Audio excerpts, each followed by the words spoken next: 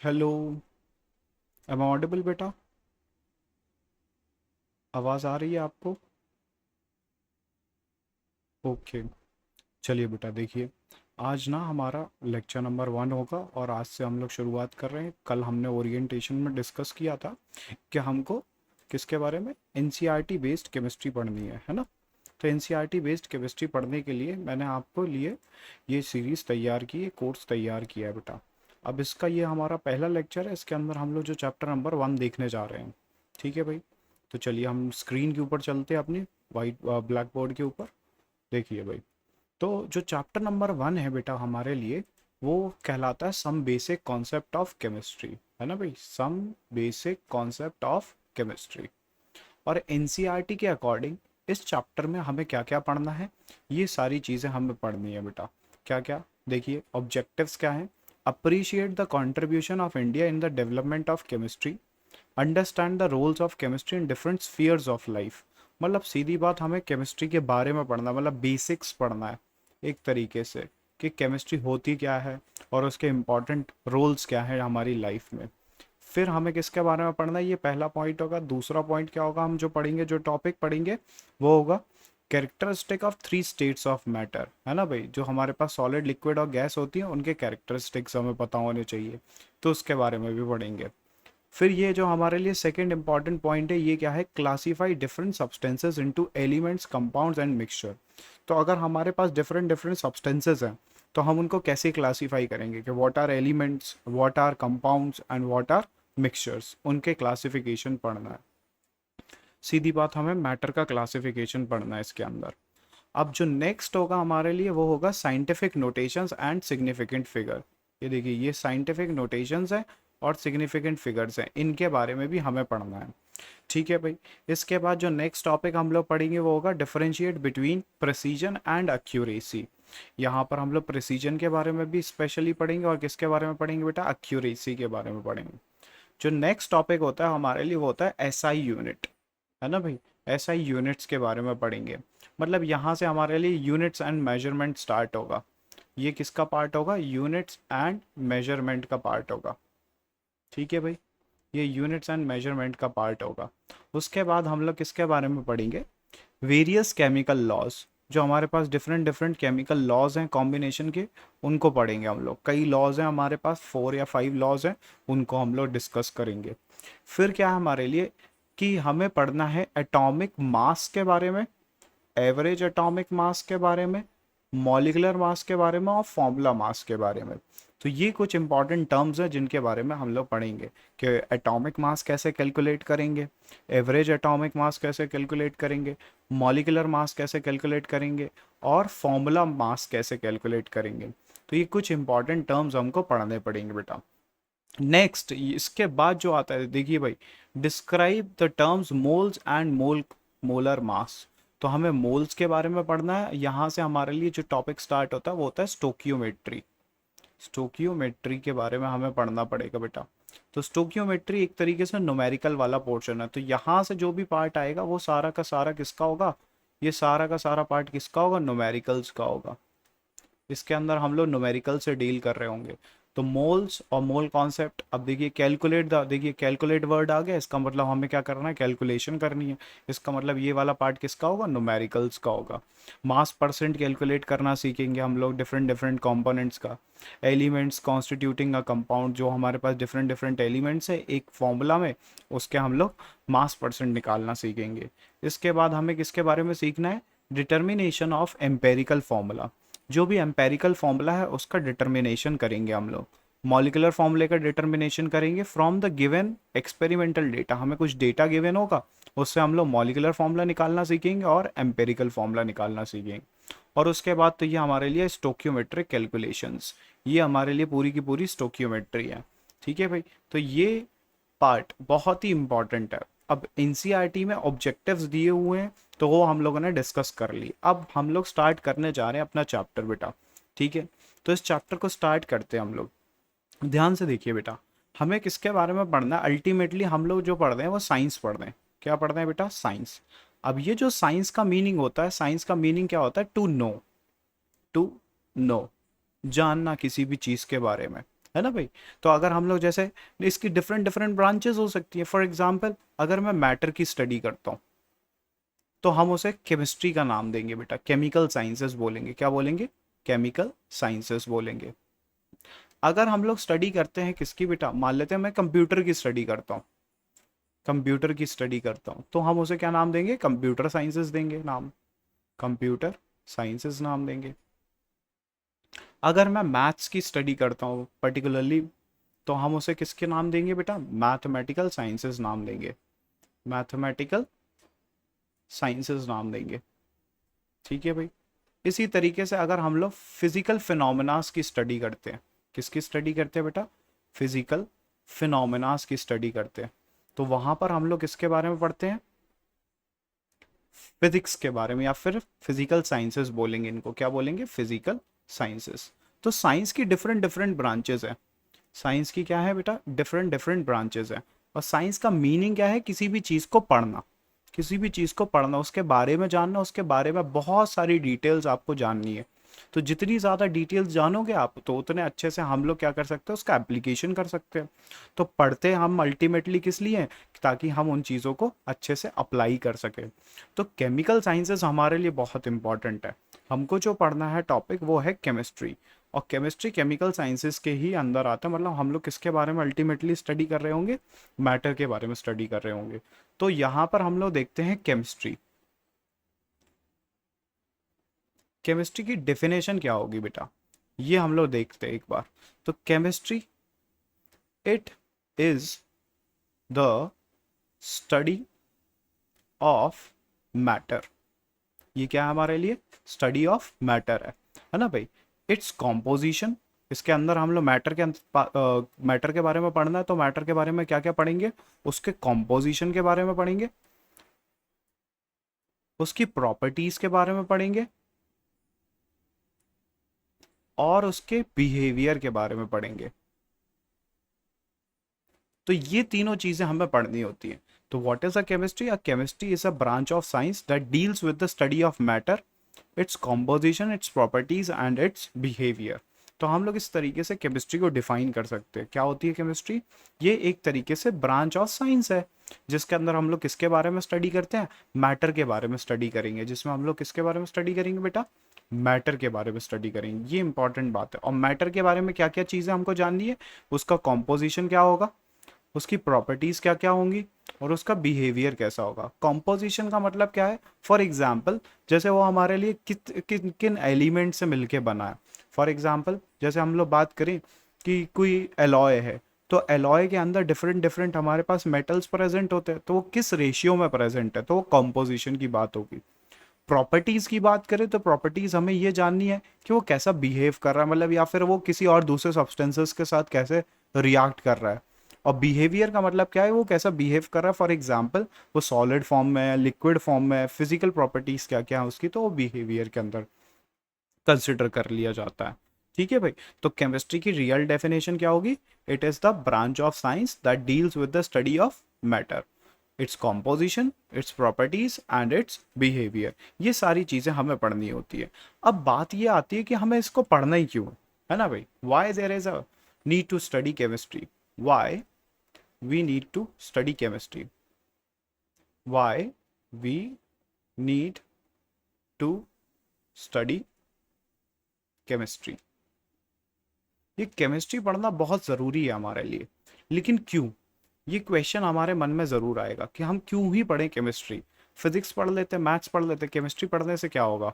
तो मैं आपको बताना चाहता हूँ कि हमारे पास केमिस्ट्री पढ़ना बहुत ही ज़्यादा इंपॉर्टेंट है। तो यहाँ पर हम लोग जो पढ़ेंगे टॉपिक वो होगा importance of chemistry, importance of chemistry. क्या इंपॉर्टेंस है भाई केमिस्ट्री की, वो भी देख लेते हैं हम लोग। तो केमिस्ट्री हर जगह पर इस्तेमाल हो रही है। जैसे मैं आपको कुछ एग्जांपल्स बताता हूँ। जैसे हम लोग इसको इस्तेमाल करते हैं इंडस्ट्रीज के अंदर। इंडस्ट्रीज के अंदर हम लोग बहुत सारी एप्लीकेशन करते हैं, मतलब बहुत सारे कंपाउंड्स होंगे जो हम लोग मैन्युफैक्चर करेंगे, है ना भाई, जो हमारी डेली लाइफ में यूटिलाइज हो रहे हैं। इंडस्ट्रीज में इसका बहुत एप्लीकेशन है। दूसरा कहाँ पे इसका एप्लीकेशन है? सबसे ज़्यादा इसका एप्लीकेशन है एग्रीकल्चर के अंदर, एग्रीकल्चर के अंदर। एग्रीकल्चर जो फील्ड है वहाँ पर हमारे पास इसका बहुत एप्लीकेशन है। और कहाँ पर इसका एप्लीकेशन है? मेजरली मेडिसिन्स के अंदर बहुत ही ज़्यादा एप्लीकेशन है। मेडिसिन्स हम लोग बनाते हैं भाई, है ना भाई, मेडिसिन्स की हम लोग बात करेंगे, है ना भाई। उसके बाद क्या होगा? उसके बाद हम लोग पढ़ सकते हैं किसके बारे में बेटा? इन्वायरमेंट ग्रेडेशन के बारे में। इन्वायरमेंट से रिलेटेड हम लोग केमिस्ट्री पढ़ सकते हैं कि हम लाइफ को वो कैसे अफेक्ट कर रही है हमारी केमिस्ट्री, है ना भाई। तो इन सभी के बारे में हम लोग बात करते हैं। अब जैसे मैं आपको एग्जांपल के तौर पे बताऊं कि इंडस्ट्रीज के अंदर जब हम लोग बात करते हैं तो हमारे पास कई सारी ऐसी चीज़ें होती, जैसे एग्जाम्पल के तौर पर हम लोग बात करें फाइबर, ठीक है भाई। जैसे हमारे पास नायलॉन के क्लोथ्स आते हैं तो वो सारे फाइबर के अंदर, आर्टिफिशियल फाइबर हम लोग क्रिएट कर रहे हैं आजकल। प्लास्टिक्स हम लोग क्रिएट कर रहे हैं, प्लास्टिक, है ना भाई। तो प्लास्टिक भी हमारे लिए क्या होगा? इंडस्ट्रीज में ही तो क्रिएट होता है। और वार्निशेस हम लोग क्रिएट करते हैं, पेंट्स हम लोग क्रिएट करते हैं, ऑयल्स हम लोग क्रिएट करते हैं। तो इतने सारे एप्लीकेशन है, ये सारी की सारी चीज़ें हमारे लिए कहाँ पर यूज़ हो रही। और देखिए डाइस भी बोल सकते हैं, और क्या बोल सकते हैं? सीमेंट। तो ये सारी चीज़ें हमारे लिए कहाँ पर यूटिलाइज हो रही हैं? इंडस्ट्रीज, मैन्युफैक्चरिंग यूनिट्स होती हैं इनकी डिफरेंट डिफरेंट। तो वहाँ पे हमें केमिस्ट्री का इंपॉर्टेंट रोल है कि हम फाइबर, अब बोले कोई नाइलॉन, नाइलॉन बना के दिखाओ तो वो भी एक केमिकल रिएक्शन के थ्रू ही बनता है। प्लास्टिक, तो प्लास्टिक भी केमिकल रिएक्शन के थ्रू बनता है। अब सिमिलरली हम लोग बात करें एग्रीकल्चर में, तो एग्रीकल्चर में भी हमारे लिए दो मेजर पार्ट्स होते हैं। क्या, कौन से? देखिए भाई, एक तो हम लोग फर्टिलाइजर की तरह इस्तेमाल कर सकते हैं। किसकी तरह यूज़ कर सकते हैं? फर्टिलाइजर्स की तरह। फर्टिलाइजर्स होते हैं हमारे पास बहुत सारे। और एक हम लोग फूड प्रिजर्वेटिव्स की तरह इस्तेमाल कर सकते हैं, फूड प्रिजर्वेटिव्स की तरह इस्तेमाल कर सकते हैं। अब फर्टिलाइजर्स कौन कौन से हो सकते हैं? जैसे मैं आपको एग्जांपल के तौर पे बताऊं, जो हमारे पास फर्टिलाइजर्स, जैसे आपने नाम सुने होंगे, कैल्शियम नाइट्रेट होता है, अमोनियम सल्फेट होता है ना भाई। कैल्शियम अमोनियम नाइट्रेट होता है, कैन, है ना भाई। तो ये सारे फर्टिलाइजर्स हैं, एग्जाम्पल बता रहा हूँ मैं आपको। कैन एग्जाम्पल हुआ। फूड प्रिजर्वेटिव्स भी हमारे पास होते हैं। जैसे आपको सबसे इजी फूड प्रिजर्वेटिव पता होगा, नाइट्रोजन गैस। नाइट्रोजन गैस को हम लोग यूज़ करते हैं एज एन फूड प्रिजर्वेटिव। जो चिप्स के पैकेट आते हैं उनके अंदर हम लोग नाइट्रोजन गैस को फिक्स कर देते हैं, फिल कर देते हैं। तो क्या होता है कि वो फूड जो होता है ना, वो थोड़े टाइम के लिए प्रिजर्व हो जाता है, ख़राब नहीं होता है। अब यही सारी चीज़ें हमारे लिए फूड प्रिजर्वेटिव्स, और ये सब केमिकली तो है। अब मान लेते हैं हमें नाइट्रोजन की प्रॉपर्टीज़ नहीं मालूम होती, तो हम क्या करते? नाइट्रोजन को फिल कर पाते? क्या नहीं कर पाते। तो अब मेडिसिन के बारे में बात करें तो मेडिसिन का भी बहुत सारे यूज़ है। अब कुछ ऐसे ड्रग्स होते हैं जो आजकल कैंसर को भी ट्रीट कर देते हैं, है ना भाई। कैंसर के ट्रीटमेंट के लिए भी इस्तेमाल करते हैं। जैसे एग्जाम्पल के तौर पे सिस्प्लाटिन, सिस्प्लाटिन के बारे में आपने सुना होगा। या फिर हमारे लिए एक ड्रग होता है जिसका नाम होता है टेक्सोल। टेक्सोल भी हमारे लिए कहाँ पे? कैंसर ट्रीटमेंट में यूज़ किया जाता है बेटा, है ना भाई। इसके अलावा और भी कुछ ड्रग्स होते हैं, जैसे AZT। ये भी हमारे लिए AZT बोलते हैं हम इसको। इसका पूरा नाम होता है एजिडायोथाइमिडीन। और ये कहाँ पर यूज़ करते हैं हम लोग? एड्स के ट्रीटमेंट के लिए इस्तेमाल करते हैं। जो एड्स होता है उसके ट्रीटमेंट में हम लोग इस ड्रग का इस्तेमाल करते हैं। ऐसे तो मैंने बहुत सारे एग्जाम्पल्स हैं। अब बताइए, नॉर्मली हम बीमार होते हैं तो हम लोग क्या खाते हैं? दवाइयाँ खाते हैं, तो वो सारी केमिकल से ही मिल के बनी है। तो वही हमारे लिए केमिस्ट्री का बहुत ही इंपॉर्टेंट रोल है। और इसके बाद जो हम लोग बात करेंगे वो क्या है हमारे लिए? इन्वायरमेंट में। तो इन्वायरमेंट में भी इफेक्ट हमको देखना बहुत ज़रूरी होता है कि बताइए, अब पहले के टाइम पे क्या होता था? ऐसी रेफ्रिजरेटर्स आती थी जिनके अंदर क्या होता था? CFC एमिशन होता था। तो CFC एमिशन यानी कि CFC भी तो एक कंपाउंड ही है, केमिकल कंपाउंड ही है। तो कहीं ना कहीं हमने उसकी स्टडी की है ना, तभी तो हमें पता चला है कि वो हमारे एनवायरनमेंट को क्या कर रहा है? हार्म कर रहा है। तो यही सारी चीज़ें हमारे लिए बहुत ही ज़्यादा इंपॉर्टेंट हो जाती हैं, केमिस्ट्री को पढ़ने के लिए हमें ये मजबूर कर देती हैं। ठीक है भाई। तब अब हम लोग देखते हैं कि भाई इसके अंदर हमें पढ़ना किसके बारे में? पर्टिकुलरली मैटर के बारे में पढ़ना है। किसके बारे में पढ़ना है? मैटर के बारे में पढ़ना है। तो मैं आपको बताता हूँ, मैटर पढ़ने से पहले मैं आपको बता देता हूँ कि हम लोग ना अल्टीमेट एम रखते हैं, हमें पढ़ना है पूरे यूनिवर्स के बारे में। किसके बारे में पढ़ना है? यूनिवर्स के बारे में। तो यूनिवर्स के अंदर दो ही चीज़ें फील्ड है बेटा। यूनिवर्स के अंदर तुम लोग दो चीज़ों के बारे में स्टडी कर सकते हो। क्या? एक तो मैटर के बारे में स्टडी कर सकते हो, और एक किसके बारे में स्टडी कर सकते हो? एनर्जी के बारे में। एनर्जी के बारे में स्टडी कर सकते हो। मैटर की स्टडी कर सकते हो और एनर्जी की स्टडी कर सकते हैं। अब जनरली जो बात होती है कि मैटर की स्टडी कहाँ पर करेंगे, तो वो हम लोग बात करते हैं केमिकल साइंसेस के अंदर। केमिकल साइंसेस के अंदर। लेकिन अगर हम लोग बात करें एनर्जी की स्टडी, तो ये हम लोग बात करते हैं फिजिकल साइंसेस के अंदर, फिजिकल साइंसेस के अंदर बात करते हैं। अब देखो, अब एक साइंटिस्ट ऐसे थे जिन्होंने ये मिक्स किया था, मतलब जिन्होंने इसके बारे में रिलेशनशिप ड्राइव किया। उन्होंने बोला कि कोई ऑब्जेक्ट है जिसके पास मास है तो उससे भी एसोसिएटेड एनर्जी होगी। तो उनका नाम था एल्बर्ट आइंस्टीन। क्या नाम था बेटा? Albert Einstein. एल्बर्ट आइंस्टीन ने इनको रिलेट किया। कैसे रिलेट किया? उन्होंने बोला फॉर्मूला E बराबर एम सी स्क्वायर। उन्होंने फॉर्मूला क्या दिया? E is equals to M C square. E is equals to M C square. अब ये हमारे लिए एक इंपॉर्टेंट फॉर्मूला था। ठीक है भाई। अब यहाँ पे E किसको रिप्रेजेंट कर रहा है? एनर्जी को। और M किसको रिप्रेजेंट कर रहा है बेटा? मास को। तो उन्होंने ये बताया कि जहां पर भी मास होगा उससे एसोसिएटेड कुछ एनर्जी होगी, या फिर जहां पर भी कोई एनर्जी होगी उससे एसोसिएटेड क्या होगा? मास होगा। तो मतलब सिंपली उन्होंने पार्टिकल्स को और एनर्जीज को क्या किया है भाई? एक तरीके से एसोसिएट किया है। तो एल्बर्ट आइंस्टीन का ये कंट्रीब्यूशन हमारे लिए बहुत ही इंपॉर्टेंट है। पहले हम लोग डिफरेंशिएट करते थे कैसे, कि मैटर की स्टडी अलग करेंगे, एनर्जी की स्टडी अलग करेंगे। लेकिन फिर बाद में हमें पता चला कि हम इन दोनों को एक साथ ही पढ़ सकते हैं, है ना बेटा। अब आगे बढ़ते हैं। अब मैटर के अंदर जो हमें पढ़ना है, तो मैटर की डेफिनेशन हमें पता होनी चाहिए कि what is an matter. Matter क्या होता है, इसके बारे में भी पढ़ लेते बेटा, देखते हैं। तो इसकी बहुत ही सिंपल सी डेफिनेशन हम लोगों ने क्लास 9th के अंदर पढ़ी है। Anything which has mass, which has mass, है ना भाई? anything which has mass and occupies space is called as matter, is called as matter। तो वो हमारे लिए क्या कहलाएगा? मैटर कहलाएगा, है ना भाई। अब मैटर क्या क्या हो सकता है एग्जाम्पल के तौर पे? अब बहुत ही बेसिक से एग्जाम्पल जो भी आप देख सकते हो, जिसे आप महसूस कर सकते हो, वो सब क्या है? हमारे लिए मैटर है। अब बताइए, जैसे हवा, हवा को हम देख नहीं पा रहे लेकिन वो महसूस तो हो रही है, हमारी स्किन के ऊपर फील हो रही है। तो एयर क्या हो गया? हमारे लिए मैटर हो गया। हम उसे देख नहीं पा रहे पर उसे महसूस कर सकते, तो वो भी मैटर है। बुक्स हुई, पेन्स हुई, पेन्स, पेंसिल, ये सब हमारे लिए क्या है भाई? Matter, etcetera.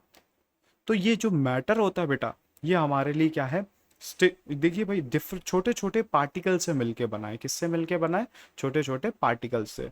तो मैटर की कुछ इंपॉर्टेंट प्रॉपर्टीज भी थी जो आप लोगों ने 9th क्लास में पढ़ी होंगी। तो उसका आई होप आप लोगों ने रिवीजन कर लिया होगा। अब उसी पे बेस्ड हम लोग देखिए कुछ खास बातें पढ़ते हैं। हमको यहाँ पे पढ़ना है क्लासिफिकेशन ऑफ मैटर। जो हमारा नेक्स्ट टॉपिक होगा वो होगा क्लासिफिकेशन ऑफ मैटर। मैटर का क्लासिफिकेशन हमें पढ़ना है। तो देखिए भाई, मैटर को ना हम लोग दो तरीके से क्लासिफाई कर सकते हैं।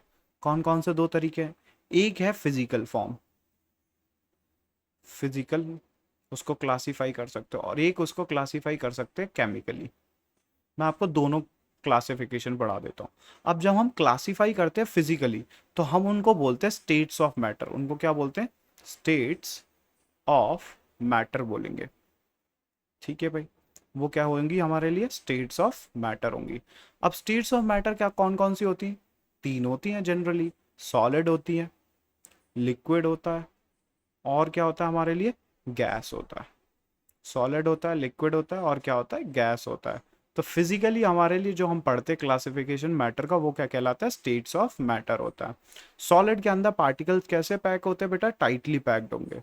सॉलिड के अंदर पार्टिकल्स कैसे पैक होंगे? टाइटली पैक्ड होते हैं। और लिक्विड्स के अंदर पार्टिकल्स कैसे होते हैं? लूजली पैक्ड होंगे। इसके अंदर कैसे होंगे भाई? लूजली पैक्ड होंगे। और गैसेस के अंदर वेरी वेरी लूज होंगे। गैसेस के अंदर कैसे होंगे बेटा? पार्टिकल्स वेरी वेरी लूज होंगे।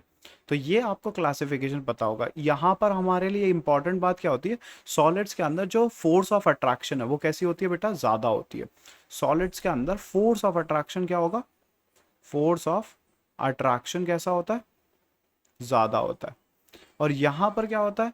फोर्स ऑफ अट्रैक्शन थोड़ा सा वीक होता है लिक्विड्स के केस में, और गैसेस के केस में फोर्स ऑफ अट्रैक्शन और भी कम हो जाता है। अगर हम लोग बात करते हैं केमिकल क्लासिफिकेशन की, तो आप ध्यान दीजिए बेटा, केमिकली हम लोग क्लासीफाई करते हैं दो हिस्सों में।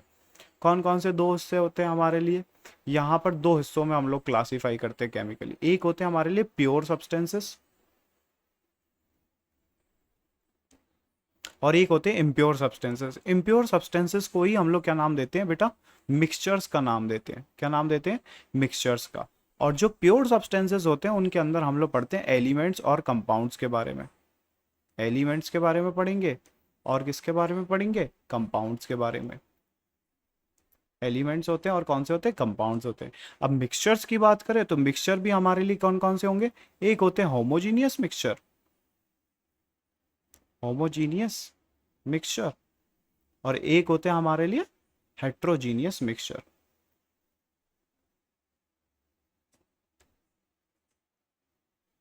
Homogeneous mixture and heterogeneous mixture. ठीक है भाई, तो होमोजीनियस और हेट्रोजीनियस मिक्सचर हमारे लिए होते हैं।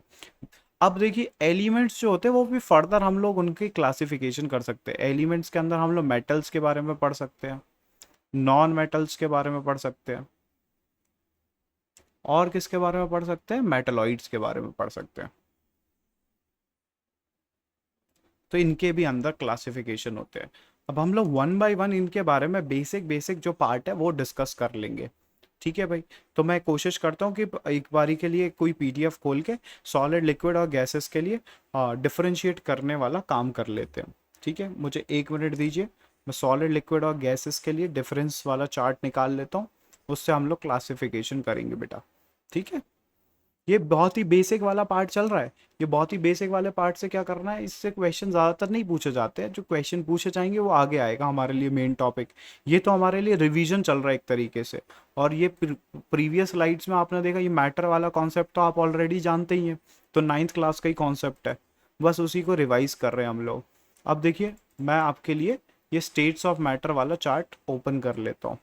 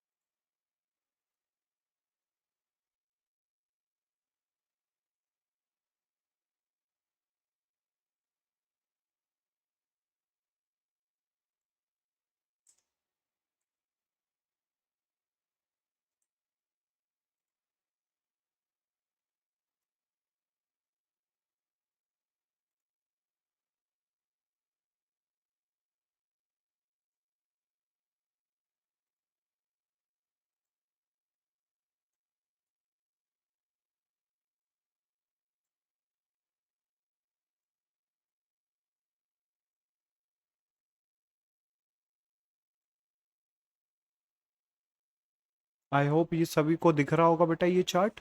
अब देखिए इसके अंदर क्या है हमारे लिए, सॉलिड, लिक्विड्स और गैसेस में डिफरेंस हमको बताया गया। कैसे?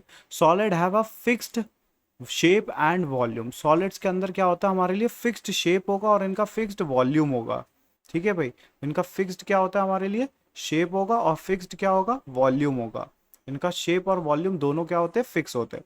लेकिन लिक्विड के अंदर कोई फिक्स शेप नहीं होता, they have no fix shape, but उनका वॉल्यूम क्या होगा बेटा, फिक्स होगा। और गैसेस का तो वॉल्यूम भी फिक्स नहीं होता और शेप भी फिक्स नहीं होता।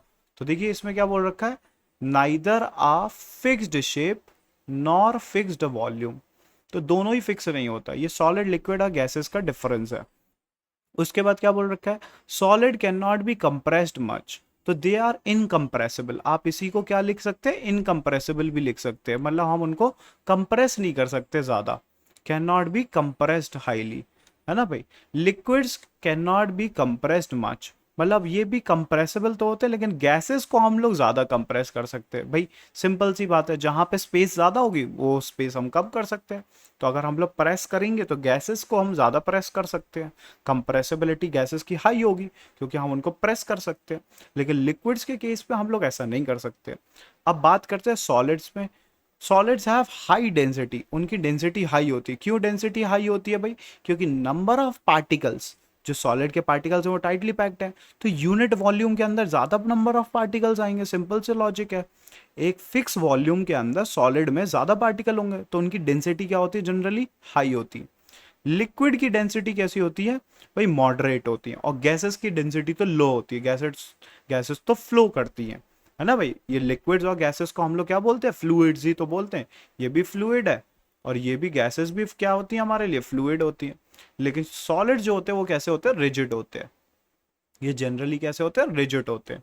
अब क्या बोल रखा है? Solid do not fill the container completely. Solid container को पूरा कंप्लीटली फिल नहीं करते, लेकिन लिक्विड को कंटेनर में फिल किया जा सकता है, वो कंप्लीटली फिल कर लेंगे। और gases fill their container completely, तो वो हमारे लिए गैसेस जो है ज़्यादातर फिल हो जाएंगी भाई। लेकिन लिक्विड्स थोड़े बहुत फिल करेंगे लेकिन वो कंप्लीटली फिल नहीं कर पाएंगे। सॉलिड्स डू नॉट फ्लो, भाई वही बात है। Solids do not flow, that means they are rigid. वो क्या है हमारे लिए? रिजिड है, मूव नहीं कर सकते उनके पार्टिकल्स। लेकिन liquid can flow easily. Why they can flow easily? क्योंकि उनके बीच में इंटरमॉलिकुलर स्पेसिंग प्रेजेंट है, और इंटरमॉलिकुलर स्पेसिंग प्रेजेंट है तो इजीली फ्लो कर सकते हैं। अब गैसेस की बात करें तो गैसेस तो और ही इजीली फ्लो कर सकती है। क्यों फ्लो कर सकती है? क्योंकि उनके बीच में स्पेस तो बहुत ही ज़्यादा है। फिर नीचे एग्जाम्पल दिए गए हैं। तो ये हमारे पास कुछ क्या था भाई? डिफरेंसेस थे। और किसके बीच में डिफरेंसेस थे? सॉलिड, लिक्विड और गैसेस के बीच में डिफरेंसेस थे। इसके अलावा हमारे पास और भी स्टेट्स होती हैं। कौन कौन सी होती हैं? एक तो होती है प्लाज्मा, और एक होती है बोस आइंस्टीन कंडेंसेट। तो ये हमारे लिए कुछ स्टेट्स ऑफ मैटर है, एक्स्ट्रा स्टेट्स ऑफ मैटर है प्लाज्मा। तो अगर आप देखिए सॉलिड को हीट करते हो, सॉलिड को क्या किया? हीट, तो वो लिक्विड के अंदर चेंज हो जाएगा। लिक्विड को हीट करते हो तो वो किसके अंदर चेंज हो जाते हैं? जनरली गैसेस के अंदर चेंज हो जाते हैं। और अगर गैसेस को भी हीट कर देते हो तो वो क्या हो जाते हैं बेटा? प्लाज्मा के अंदर चेंज हो जाते हैं। किसके अंदर चेंज हो जाएंगे? प्लाज्मा के अंदर। मतलब पार्टिकल आयोनाइज हो जाते हैं। पार्टिकल अपने इलेक्ट्रॉन्स को लूज कर देंगे तो आयोनाइज हो जाएंगे। तो वहां पर क्या फॉर्म हो जाएगा? एक स्टेट ऑफ मैटर फॉर्म होती है जो कि हाईली चार्ज पार्टिकल से मिलके बनती है। उसको क्या बोलते हैं? प्लाज्मा बोलते हैं। और बोस आइंस्टीन कंडेंसेट, ये भी हमारे लिए एक स्टेट ऑफ मैटर है। ये Satyendra Nath Bose and Albert Einstein ने मिलके डिस्कवर की थी। और ये जब वो लोग सुपर कंडक्टर्स के ऊपर रिसर्च कर रहे थे तब उन्हें ये स्टेट ऑब्जर्व हुई थी। ठीक है बेटा। अब इसके बाद जो हमारा नेक्स्ट पार्ट है वो हम लोग नेक्स्ट क्लास में कंटिन्यू कर लेंगे। ठीक है भाई। तो इस वाले टॉपिक में अगर आपको कोई डाउट आता है तो आप मुझसे कंसल्ट कर सकते हैं। ठीक है, आप मुझे मैसेज भी कर सकते हैं। और ये बहुत ही बेसिक सा पार्ट है जो हम लोगों ने आज स्टार्ट किया। आज मैंने आपको ऑब्जेक्टिव बताया कि हमें पढ़ना किस किस के बारे में है। कि एक बार रिकैप कर लेते हैं कि हमको ये सारे टॉपिक्स पढ़ने हैं। इसमें हम लोग को जो बेसिक वाला पार्ट है वो तो बहुत ही ईजी है। जो हमारे लिए मेन केमिस्ट्री होगी ना 11th क्लास की, वो कहाँ से स्टार्ट हो रही होगी बेटा? इस वाले पार्ट से, यहाँ से स्टार्ट हो रही होगी। जब हम लोग किसके बारे में पढ़ेंगे? यूनिट्स एंड मेजरमेंट के बारे में पढ़ेंगे। तो ये वाला पार्ट हमारे लिए ऑलरेडी हम लोग पढ़ चुके हैं। ऊपर वाला पार्ट हमको ऑलरेडी आता है। ये आप ऑलरेडी कहाँ पे पढ़ के आए? 9th और 10th क्लास में पढ़ के आए, उसका रिवीजन है।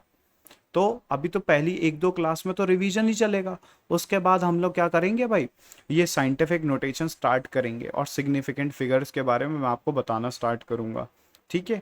तो थोड़ा बहुत पार्ट आप कवर अप कर सकते हैं। किससे कवर अप करेंगे? वो नोट से कवर अप कर सकते हैं या बुक से कवर अप कर सकते हैं, किसी भी चीज़ से। ठीक है।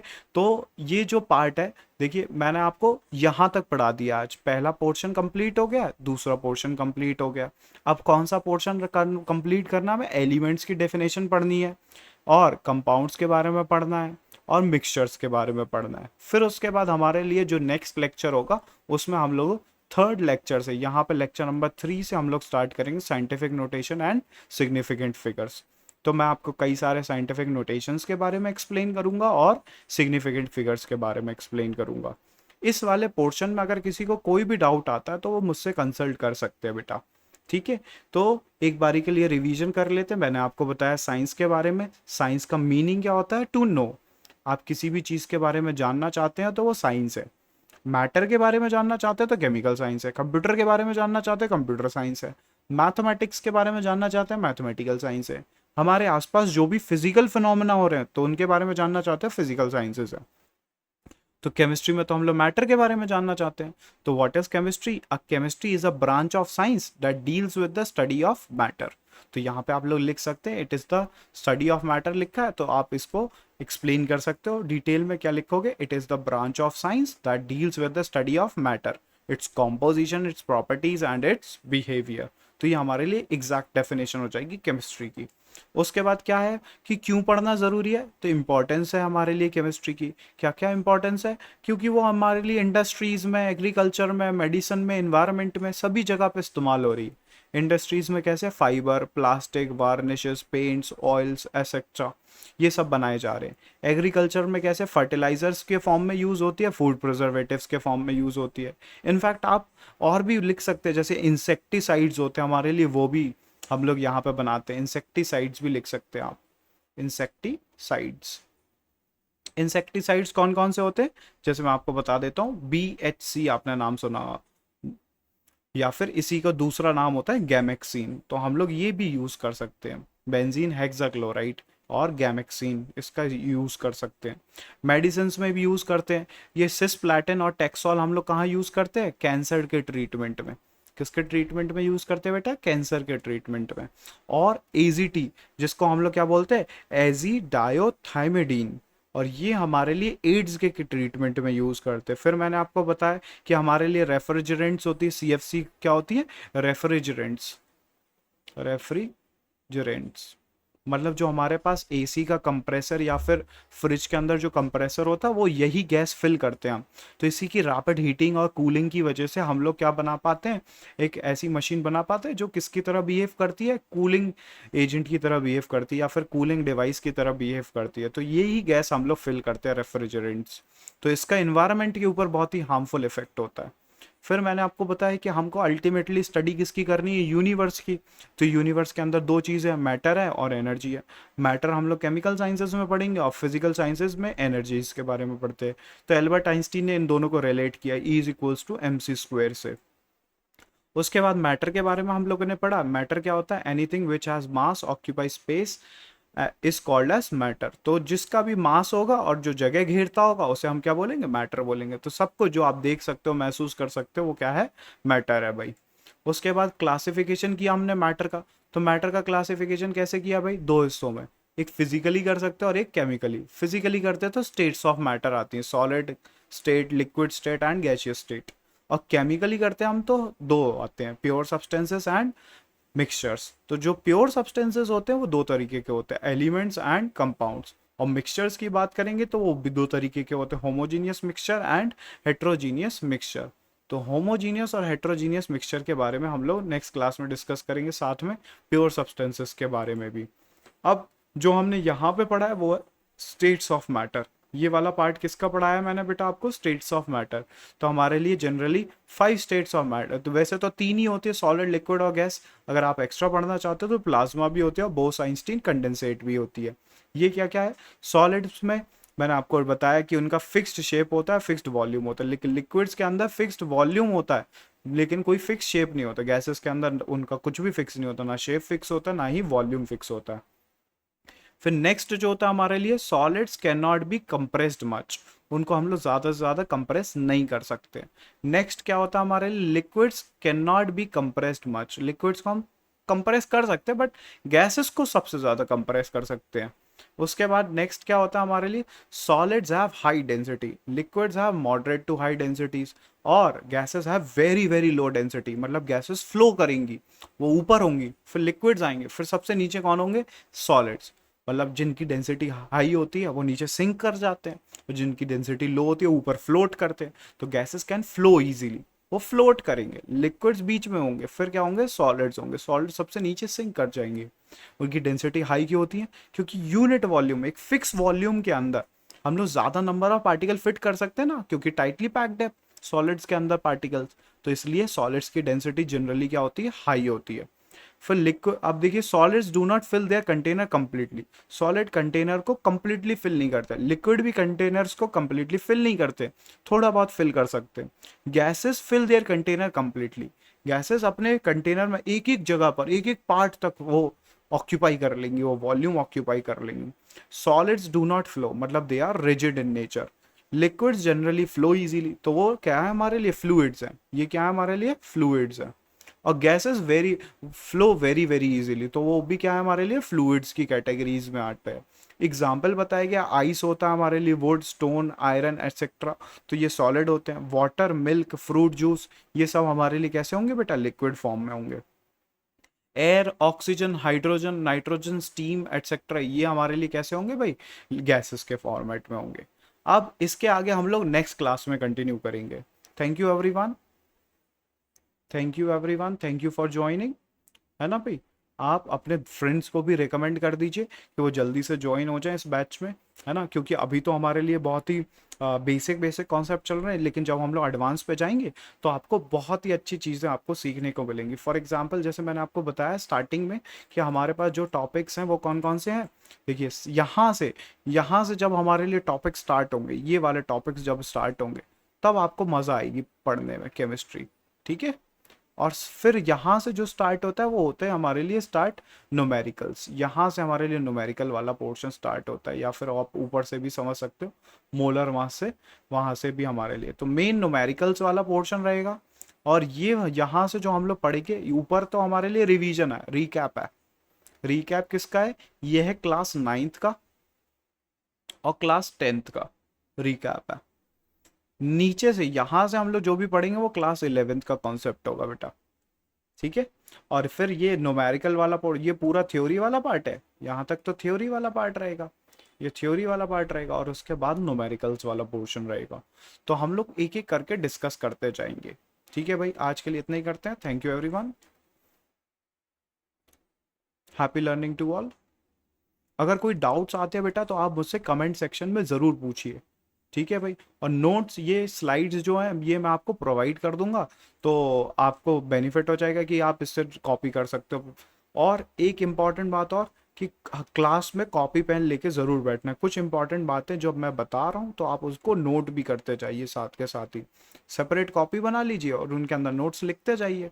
और मैं आपको नोट्स भी प्रोवाइड करूँगा बेटा, ठीक है। ये वाले नोट्स जो क्लास की स्लाइड्स हैं ये भी प्रोवाइड होंगी, साथ में नोट्स भी मिलेंगे आपको इस पूरे चैप्टर के, तो उससे भी आप लोग आगे आगे पढ़ सकते हो, ठीक है भाई। चलिए।